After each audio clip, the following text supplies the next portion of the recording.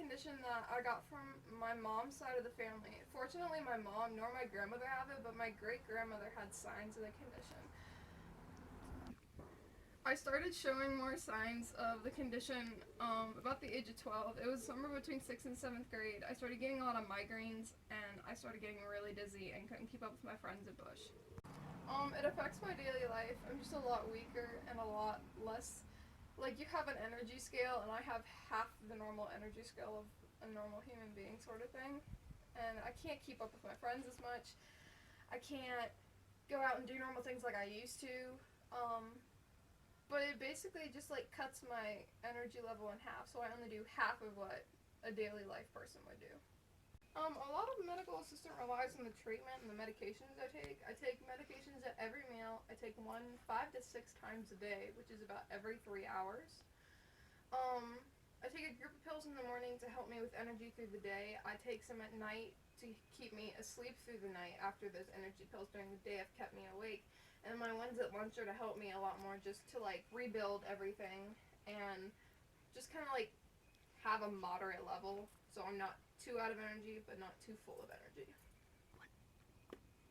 I also rely on nursing care at home. I have a nurse who comes about once or twice a week. She comes and she'll do an assessment, check how I'm doing, see if there's anything wrong. A lot of things that could go wrong with me, I will not notice. A medical person would notice, and my mom nor dad are trained for that. So if something were to happen to me, which is why we have her come out and do a thorough assessment 2 to 3 times a week. Family a lot, but having to go at a slower pace. Lots of visits to the hospital. If we go places that are very big, I have to rent a wheelchair to keep up at their pace. Another thing is just for them being there for me with a lot of support and a lot of help. Is how well you heal depends on how well your future is going to be. I want to be a writer, so a lot of the things I'd have to work on is occupational, a lot of touching, feeling, working on strengthening the bones and the ligaments and the energy that's pushed to my hands. Unfortunately, there is no cure for Ehlers danlos, but someday I hope they find something that cuts it out completely, or we can replace the gene that it's on.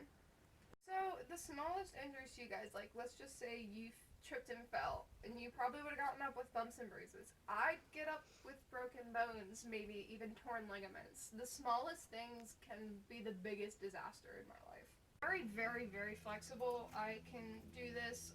My knees can pop backwards and make a round shape almost. So in a lot of cases, when I'm at risk for having surgeries, so when I do, we normally jumble them all up and put like 5 surgeries in one. I had one done over Christmas break, and it's worked out real well.